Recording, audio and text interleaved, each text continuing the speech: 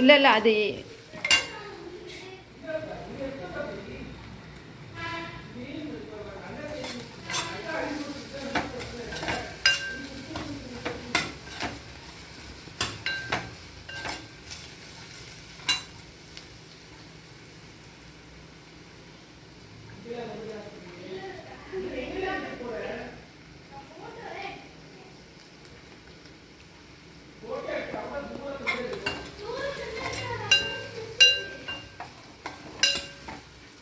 வெங்காயம் நல்லா வதங்கிருச்சு.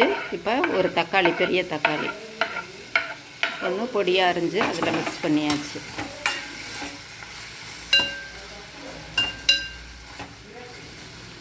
இதுவும் நல்லா வதங்கினதுக்கப்புறம்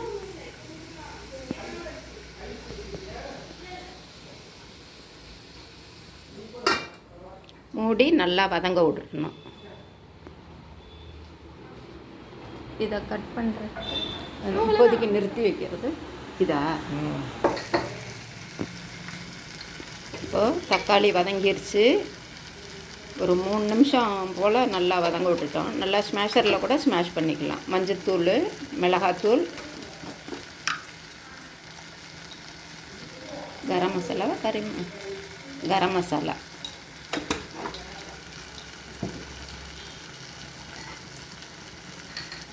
இதெல்லாம் போட்டு கொத்தமல்லி தூளும் போட்டுக்கணும். வதக்கி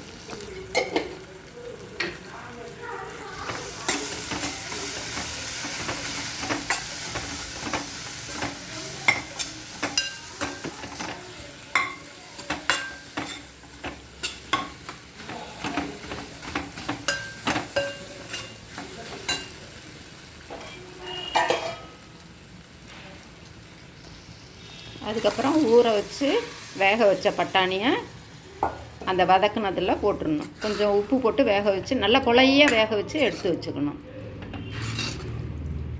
எடுத்து வச்சதை அந்த வதக்குன வெங்காயம் தக்காளி மசாலாவில் எடுத்து கொட்டிடணும்.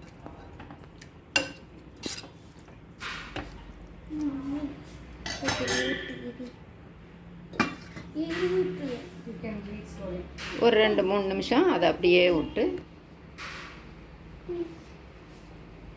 வதங்க விடணும்.